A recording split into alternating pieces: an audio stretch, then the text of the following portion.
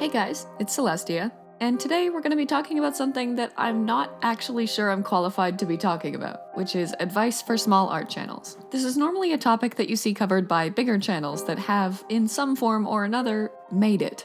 And I have most definitely not done that. So I'm still trying to figure out whether that gives me a unique perspective on it or an irrelevant perspective on it. Either way, here we are. Let's talk about what I've learned since starting YouTube and how other small channels could use that knowledge for themselves. I'll be discussing advice both for people thinking about starting an art channel and for people who already have one that they're trying to grow. But for chronological order's sake, I'm going to start with my advice for the former. People who want to start an art channel, whether it's a distant aspiration or something that's in the works. And my first tip for people that fall into that category is to plan your content. I'm sure that goes without saying, especially for a group of people that are probably exclusively planning their content at this point in time, but it's important, and let me elaborate on why that is. First of all, spreading yourself too thin content-wise is objectively a bad idea. I'm not saying you have to stick to one particular niche of art video types or topics, but at least limiting yourself to a certain pool of topic types ensures that when you start your channel, you'll be building an audience that knows what to expect from you. If your channel posts such a wide variety of content that subscribers have no idea what kind of videos they're actually signing up to see, they tend to be either less likely to subscribe at all or less likely to watch your stuff even if they are subscribed.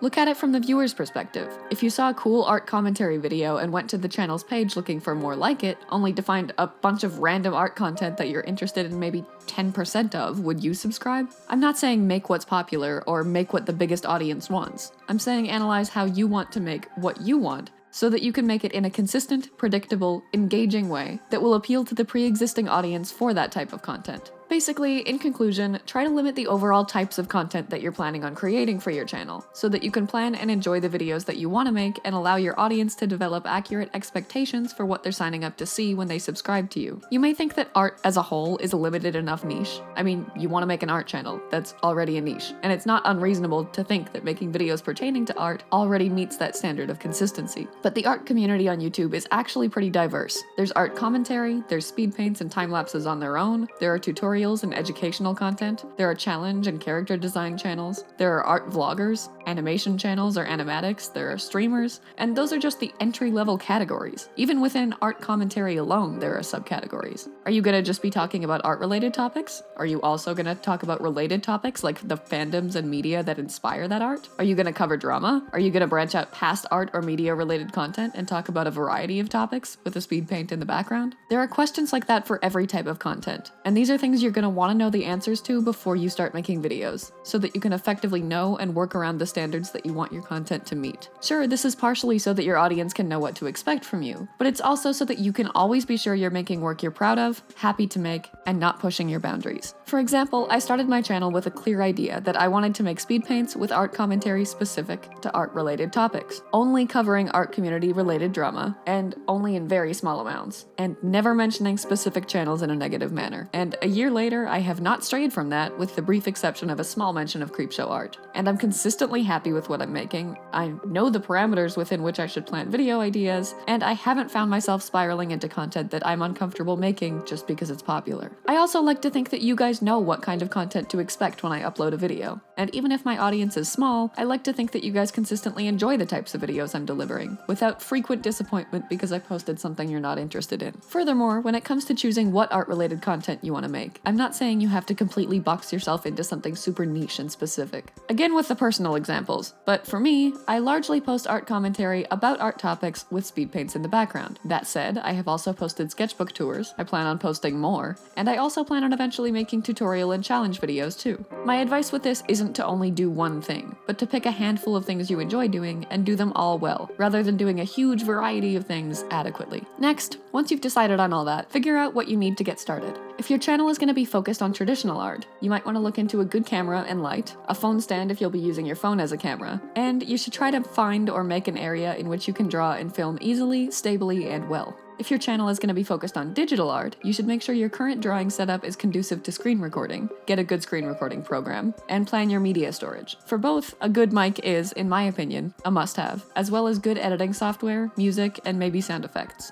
Shotcut is a good free video editing software. Premiere Pro is better but not free. And for music, YouTube Creator Studio has a pretty good library of free use music, but for more versatile options, chill hop music is very good. And there are lots of musicians and creators out there, like Folly Music for example, that sell their songs for creator use. I also recommend test runs. Get well acquainted with the programs you're using before you start using them. Don't end up being that one person, like past Celestia, who screen records an entire SPEEDPAINT only to find out that she screwed up the recording because she didn't know how the software worked. Don't record the audio for your entire video only to figure out that your settings weren't configured right, or your fan was on and super loud the whole time, or that one out of a million possible issues happened to occur without your knowledge. Don't spend 5 hours exporting a video only to learn that you were actually supposed to render it before you exported it and now it has a bunch of visual and audio glitches. It takes time to get accustomed to all of the things that you'll need to use for your channel, but it saves you a lot of it if you mess around with those things beforehand and get comfortable with them. Finally, last notes for aspiring creators that haven't started their art channels yet. Check out a variety of other art channels you look up to or enjoy, and objectively figure out what it is about their content that you like. If those things happen to be things that you want to do on your own channel in the future, it's really helpful to know in advance so that you can plan your videos around that type of stuff. And I'm not saying rip off video ideas from those channels, but there's something to be said about the value of looking at what those channels are posting for the sake of your own ideas. Even if you're not using theirs specifically, there tend to be notable trends and overall themes to video topics that you might want to capitalize on or incorporate. I think it's really handy to have a solid list of videos that you want to make before you actually start your channel, so that you'll not only have a concrete, clear to-do list and plan for your immediate future, but you'll also have a better idea of the direction in which you want to take your channel. The less you leave up to chance, impulse, or time constraints, the better. That said, my final tip for aspiring art channels is not to take any of what I said too seriously. And by that, I mean that while planning is good and very, very useful, it can also be easy to get so caught up in the planning that you end up putting off actually making your channel for a long ass time. I did that, and I'm fairly confident that I'm still suffering the consequences of it, because while all of this foresight and knowledge and outlining is super valuable, it's worth less and less the longer you don't actually do anything with it. Ultimately, starting your channel is going to mean encountering problems and dilemmas that you didn't plan for, no matter how extensive your initial planning actually was. It's a lot of trial and error, a lot of figuring it out as you go, a lot of growth, and no amount of planning can amount to what you'll learn from doing it. So if you have your channel figured out to some basic extent and you've been putting off making your first video, the most meaningful advice I can give you is to just do it. Make the video, take the leap, and start. There's nothing more important than that.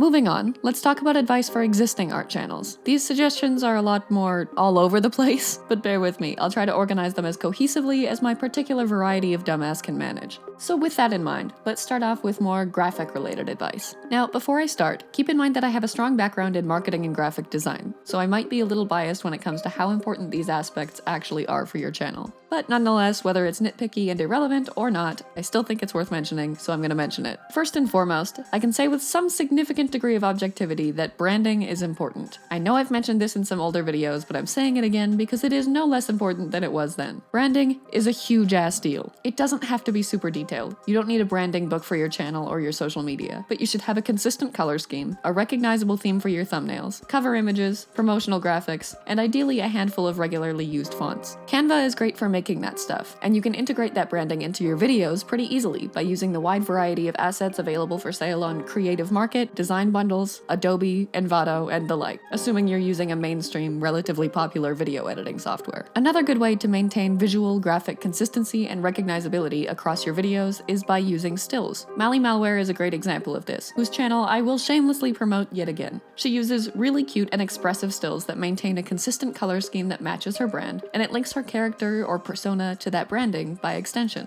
I'm personally working on my own stills right now, as I think that added benefit is useful enough to be worth the effort, not to mention adorable. And while they're not necessary, I would recommend at least considering them as an option. Before I move on to the next category though, let's jump back to thumbnails for a second, because I want to stress that not only is it important to have consistent branding for your thumbnails, it's important that those thumbnails clearly convey the topic of your video. If you're familiar with my channel, you'll know that for the most part, I have a handful of thumbnail templates in which I usually just include the art from the video and the video's title. And while this is okay, it's not ideal. I do this to save time because of the frequency with which I upload videos and a severe shortage of free time, but it's something that I'm planning on updating and changing in the near future. I found way more success with thumbnails that have imagery pertaining to the video's topic, like my Amino video, my DeviantArt video, or even my toxicity and cancel culture video. Because while that last one just had art of my mascot, Celestia, it was a still that was directly relevant to, at least, the general vibe and theme of the video. That's another reason I'm working on making stills, because including them in thumbnails where there isn't better imagery to include can draw a stronger connection to the topic than just whatever unrelated art you worked on in the speed paint. The more clearly you can make that connection, the more effective the thumbnail. Alright, next advice, technical stuff, starting with titles. I'm gonna say it right now, I'm terrible at titles. Yes, I clearly include what's in the video. Yes, it communicates the content adequately. But unfortunately, the best titles have to be a lot more clickbaity than I'm comfortable being. I never thought I'd have to say that I'm working on using more clickbait in my life, but here we are. I'm not saying you should straight up bait your audience with a lie or deliberately mislead them into thinking the video will contain something it doesn't.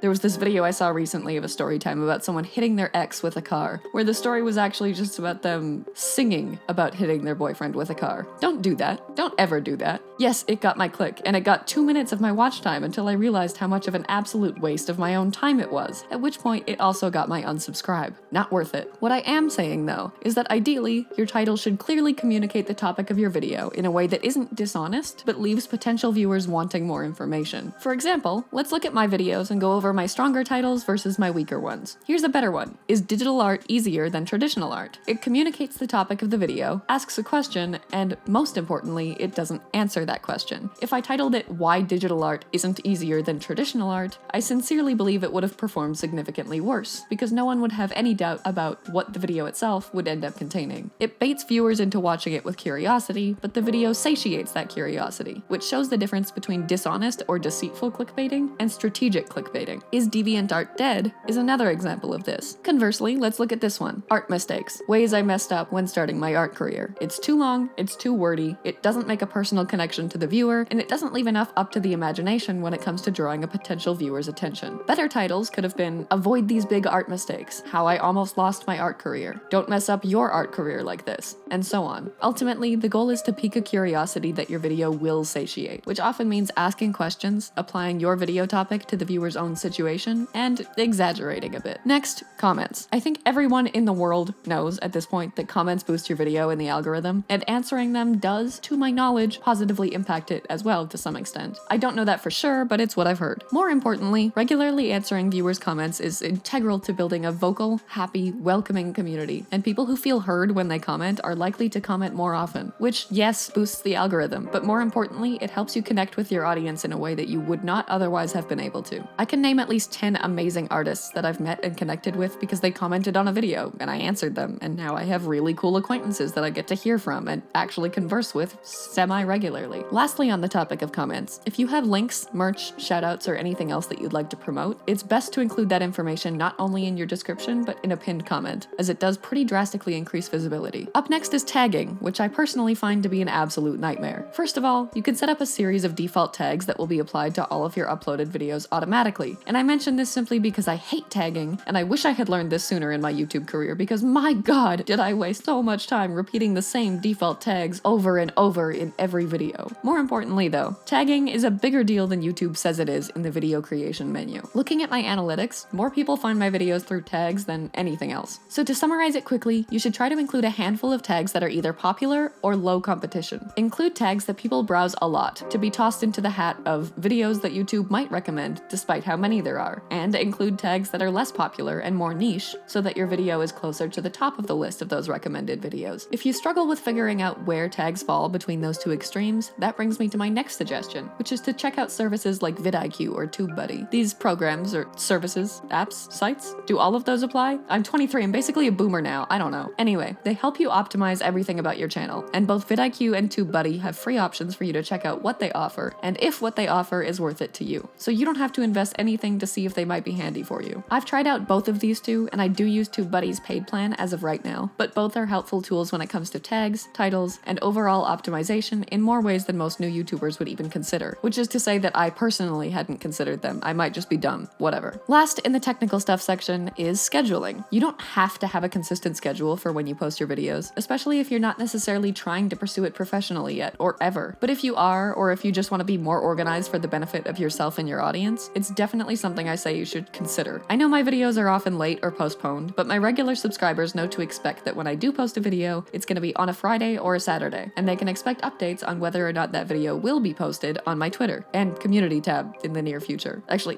like the now future. I haven't been smart enough to use it to update on videos yet, but I will from now on. Weird time for that update, breezing past it. Point is, regular subscribers know what to expect from my posting schedule. And not only does that build up helpful predictability and reliability with your audience, but it makes it easier to plan your own time when it comes to video production, which is a good segue into my next category of advice for existing art channels, which is miscellaneous, personal, planning, something like that. Anyway, time management and planning is hugely important to video production, at least in my experience. It doesn't have to be set in stone, but it's objectively valuable to know, based on your schedule, when things need to be done. How long does it take you to script a video? How long does it take you to make the art for a video? How long does it take you to record and edit it? Personally, I aim to post one video every week, and based on how quickly I work, I know that if I'm posting it on Friday, I need to have my script done on Tuesday, which doesn't bode well because it's Wednesday when I'm scripting this right now, but moving on. I need to have the art done by Wednesday or Thursday if I'm particularly busy or dumb, and I need to have the video edited and rendering by the time I sleep on Thursday night. How I meet those deadlines depends on my schedule, but knowing the absolute latest time something can be done by in order to get a video up in time is genuinely how I maintain my sanity. While I'm at it, scripting. I know some people don't script their videos, and if you're doing a sketchbook tour or a tutorial or a vlog, I can definitely understand why scripting would be less valuable. I didn't script my tour of my old traditional art video, and I think it was better because I didn't. But if you're doing art commentary and trying to objectively and concisely discuss a topic,